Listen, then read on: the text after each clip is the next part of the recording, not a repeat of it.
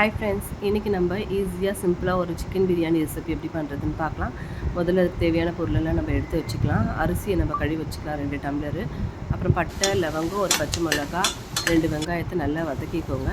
அரிசி ஒரு 20 நிமிஷமாச்சும் இதுவாகட்டும், அப்போ தான் நல்லா உடையாமல் வரும் பிரியாணி அரிசி.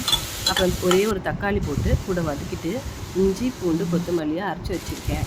அது தேவையான அளவு எடுத்து போட்டு நம்ம அந்த பச்சை வாசனை போகிற அளவுக்கு நம்ம நல்லா வதக்கி விடலாம். நல்லா வதங்கினதும் கறி போட்டு நம்ம கலர் விடணும். கறி ஓரளவுக்கு கலர் மாறணும். கலர் மாறிச்சுன்னா ஓரளவுக்கு வெந்ததும் நம்ம ஆச்சி சிக்கன் பிரியாணி மசாலாவோ இல்லை வேறு ஏதாச்சும் பிரியாணி மசாலாவோ கொஞ்சம் போட்டுட்டு 1.5 ஸ்பூன் மிளகாத்தூள் நான் சேர்த்துருக்கேன். 2 அரிசிக்கு. காரம் வேணும்னா போட்டுக்கலாம். 1 ஸ்பூன் உப்பு, அதுக்கப்புறமா கொஞ்சம் 1/2 ஸ்பூன் மஞ்சள்தூள் போட்டிருக்கேன்.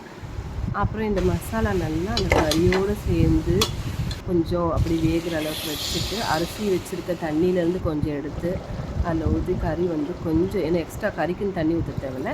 அரிசி தண்ணிலேருந்து எடுத்து ஊற்றி கொஞ்சம் வெந்ததும் அரிசி எடுத்து போட்டுட்டு அதுக்கப்புறமா நம்ம கழுவி வச்சுருக்கிற புதினா, கொத்தமல்லி தழை இருக்குங்களா, அதை தூவி அதை நல்லா லைட்டாக கொதி வர அளவுக்கு பிச்சுட்டு அப்புறம் குக்கரை நம்ம மூடி வச்சிடலாம். குக்கரை மூடிட்டு ஒரு விசில் விட்டால் போதுங்க. பாஸ்மதி அரிசி சீக்கிரமாக வெந்துடும். அந்த ஒரு விசில் குக்கரில் வந்ததும் ஆவி அடங்கினதும் அவ்வளோதான், சூப்பரான ஈஸியான சிக்கன் பிரியாணி ரெடி. சூடாக பரிமாறுங்க. உங்கள் கிட்ஸ் ரொம்ப லைக் பண்ணுவாங்க. தேங்க்யூ.